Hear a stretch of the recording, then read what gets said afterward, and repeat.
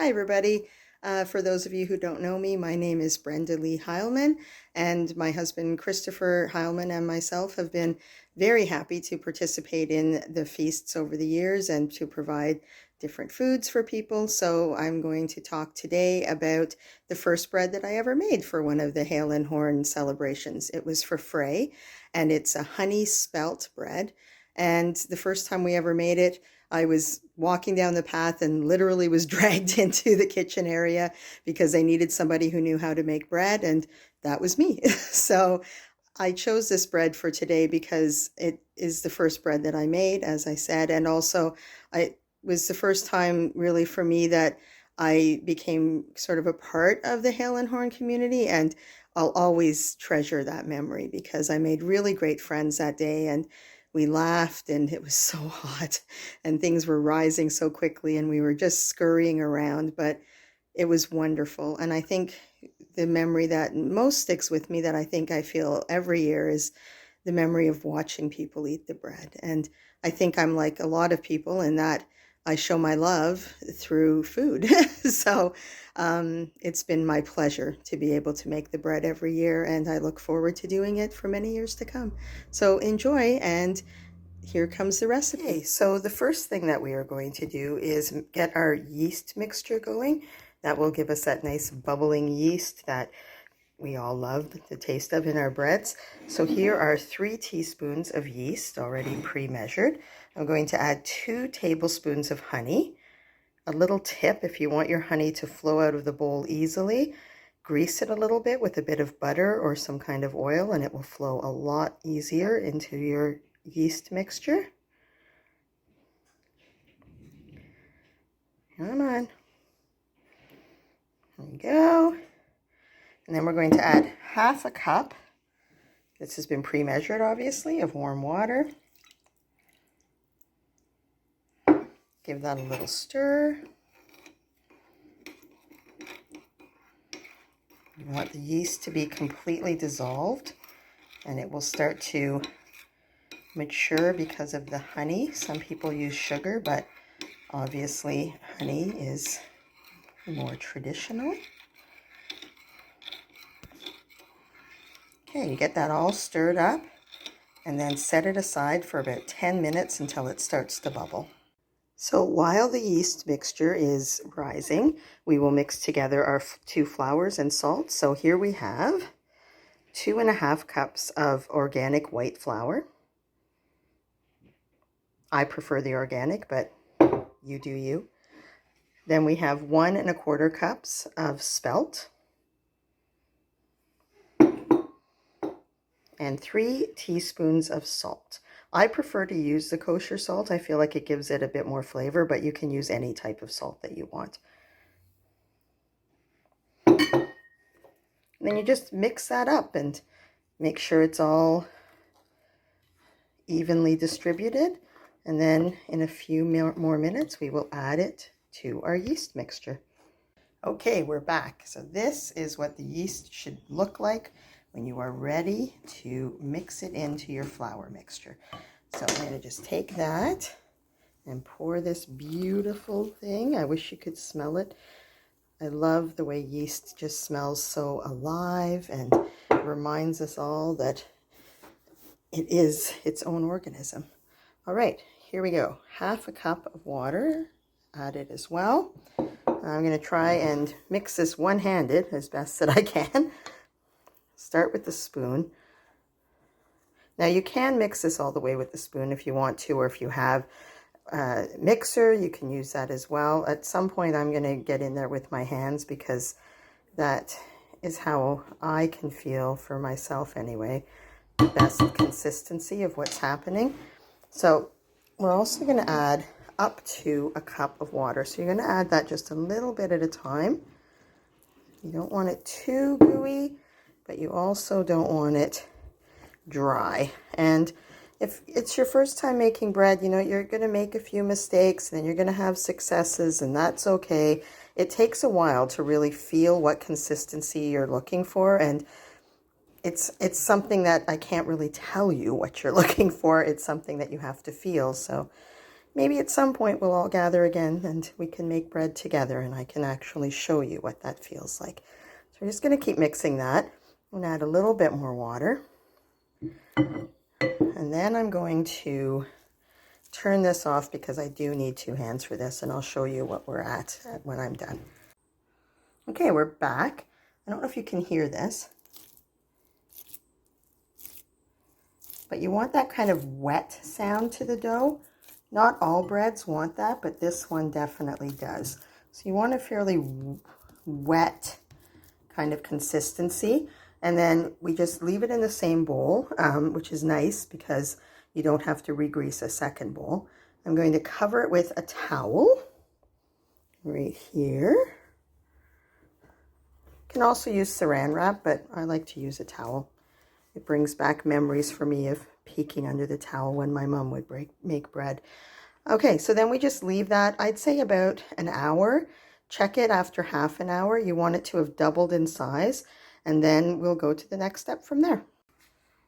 Okay, an hour later, and this is where we are with the rising of the bread. It takes about an hour, but it really depends on the heat. I remember when we were first making this, it was rising within about 15 minutes. It was so hot. Anyway, this is where it is. It's, as you can see, it's wet. I like to add a little bit more flour. So this is half a cup I've got measured out. As you can see, I've probably added about 1/4 of a cup.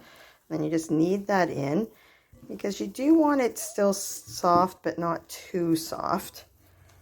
Sorry, my camera work is faulty here.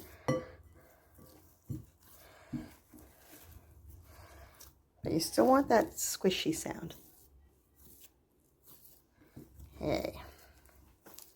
So there you go. That just sort of, so it's not sticking to my hands as much, but it is still sticky.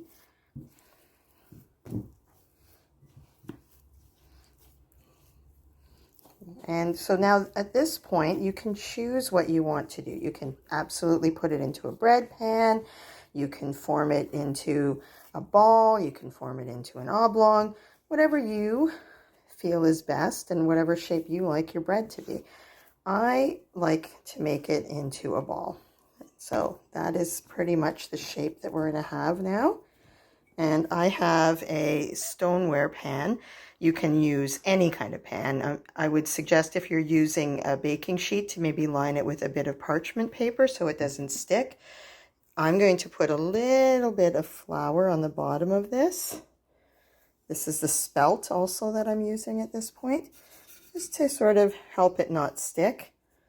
And then I'm just going to take this beautiful thing and set it like that. Now I'm just going to leave it uncovered. I've set my oven for 425, and as soon as it beeps, then I will put it in. So you give it a little bit more of a rise, but not for another hour or anything like that. It's, you know, however long your oven takes to heat. Mine takes about 10 minutes. Okay, the oven is heated up to 425. I'm just going to pop this in. Just want to point out that it's not a uniform shape or anything like that. It's a very rustic shape, and I like that, but again, you can make your shape into whatever you want. And one of the things I forgot to mention was as you're kneading it, I find it very relaxing while you're making bread to kind of think about who's going to eat the bread, what God you may be honoring. With this bread, obviously, we were honoring Frey.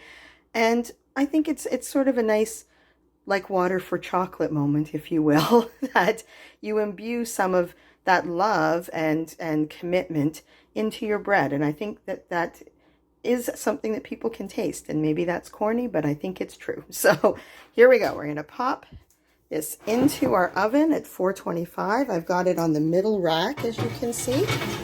We just put it in there and we're going to bake it for 40 minutes. Check it at that point, and then in another, it might need another 10 after that, but it's 40 to 50 minutes. Okay, bake away. Hello, my name is Christopher Heilmann, and welcome to our kitchen. Today we're going to make nine-worrell soup. Nine-worrell soup came out of a need that I saw to provide a meal for people that didn't consume meat, but had an equal weighting and an equal importance so all people who attended the feast could have something special to eat. We're going to start off with a large pot here. It's been heating up. I'm going to add a little bit of flaxseed oil. We don't want the temperature too high on this because flaxseed oil doesn't take too much heat that well.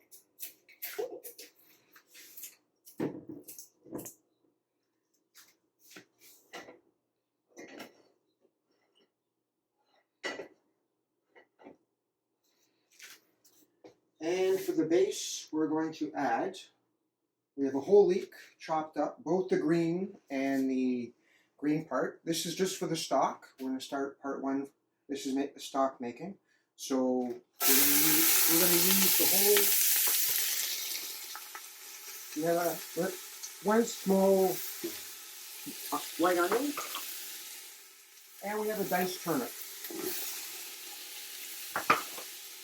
So we're just going to adjust the heat there. We're just going to let that sweat for about 10 minutes, let that soften up.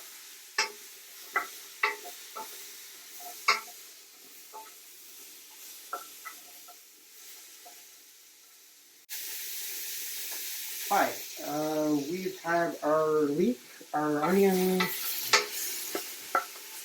and fennel mixture in here. Sorry, turnip mixture in here. So now we're going to add some mushrooms. So this is about a ½ pound of mushroom, the tops and the stems. And because we go through a lot of, I often make mushroom stock. I usually keep the stems, put them in the freezer till I have a huge bag of it. So we have some stems from the freezer as well. So we're going to let that, give that a good mixture, and we're going to let that go for about 5 minutes, just let the mushrooms start to release some of the liquid. Hi, we're going to finish off making the stock, so we're going to add about ½ a small fennel bulb, just rough chopped. We're going to add 3 or 4 cloves of garlic, rough chopped. We're going to add about ½ a cup of parsley. We have about 8 juniper berries that have been crushed and a tablespoon or so of mustard seed. We're going to add either some lovage, or like here we don't have lovage today, so I'm just going to use some celery leaves from the stalk. I'm going to add that in.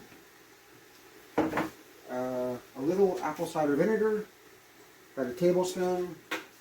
Just to start off, about a tablespoon of salt. We'll adjust the salt after. And about a tablespoon of margarine. And then for this batch, adding about 14 cups of water.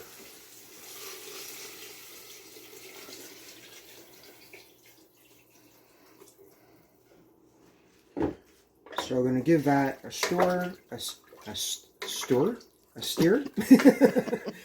And we're going to bring this up slowly to a simmer, and then we're going to let it simmer for about up to 2 hours. And then we'll talk about making the actual soup in part 2. Okay, we're back, and we have our 9-whirl soup stock. Often this stock is made ahead of time. Most of the work for the soup is actually in the stock, so it's a great idea to do that ahead of time. What I've done here is I've added to the stock about 1 1/3 cups of barley, of pot barley, and about 1/3 of a cup of green split peas. Now both of these I've let soak ahead of time, about 6-7 hours. It reduces the cooking time. It makes a lot of nutrients more available. So we're going to put that in, bring that up a little bit, and then let that simmer about ½ an hour or so, let that soften up. In the meantime, I've got some mushrooms here started with a little bit of water. I just want to start cooking the mushrooms. And then once the water's evaporated, I'm going to add a bit of flaxseed oil, try to get a bit of browning on the mushrooms. Hi, we are ready to finish our 9 world soup. Last off I had some mushrooms going, so again I reduced the water, added a bit of oil so they have a nice brown. I'm going to add that to the pot. And while the pan was still hot that I had the mushrooms in, I added the leeks just to scrape up all the nice brown bits. And this has been softening up for about 5 minutes, so I'm also going to add that to the pot.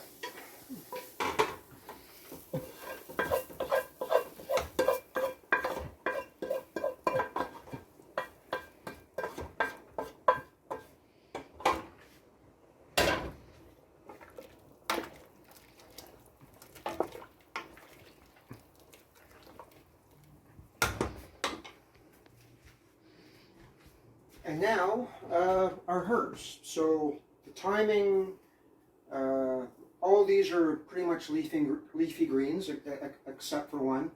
So they don't take long to cook. If, for example, you had harvested a burdock root or something like that, you might have put it in a bit earlier. But since all these are pretty much cook instantly, I'm going to add some things from my local area where I live and things I'm familiar with. So I'm going to add some Eastern hemlock needles. It has pine family, has a nice pine aroma, but almost a citrus back note, so I think it would work well with the juniper. So we're going to add this just as a flavoring. Probably take it out to serve. Earlier on we had some fennel bulb, so I'm also going to add some of the fennel leaf chopped up. We have some plantain, Plantago major, one of the 9 sacred herbs. This time of year they're just starting to sprout their seeds, but you can still find, you want the brighter green, smaller leaves, just give them a wash, maybe a cut or two. Another sacred herb, Urtica diarcea. This is the North American version. It's taxonomic splitting hairs, but there's generally regarded a European version and a native North American version. You can just think of it as a circumpolar plant. So we're going to add some of that. Chenopodium album, some lamb's quarters or goosefoot. Some common mallow, Malva neglecta. There's a few flower buds in there as well. To add a bit of a brightness, we have some wood sorrel. Wood sorrel has sort of a lemony, bright flavor because of the oxalic acid content. It's the same oxalic acid that you have in rhubarb and a number of things.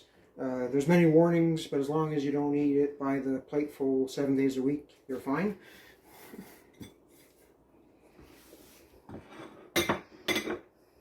We have some ground elder or goutweed. This root growing in our garden, actually.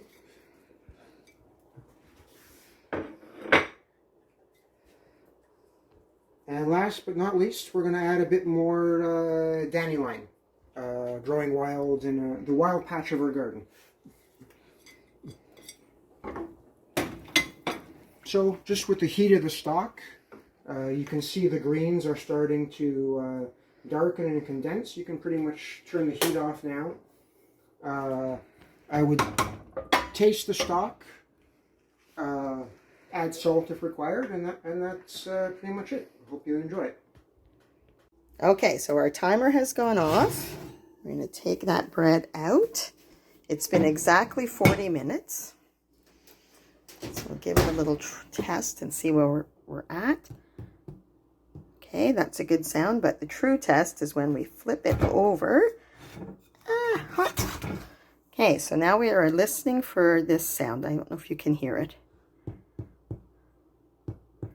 Sort of like a hollow drum. That's the sound that you want. That tells us the bread is ready. So now we're just going to let it cool a bit, and then we can enjoy it however we want. I'm going to enjoy my first slice with just some plain old butter. delicious. So I hope you've all enjoyed learning about how to make this bread. It's been really nice for me. It's brought back a lot of memories of the first time I made it, and it's also just really brought back that feeling of connection towards the Hale and Horn community. So I'm very grateful for that, and I look forward to seeing all of you again soon. And hopefully next year we will be baking bread for Braggie, and that will be lovely. And just going to put a little shout out there that I have a very wonderful bread recipe for when Jord comes in. So nothing like a little promotion for the next one. Enjoy, everybody, and I hope to see you all soon.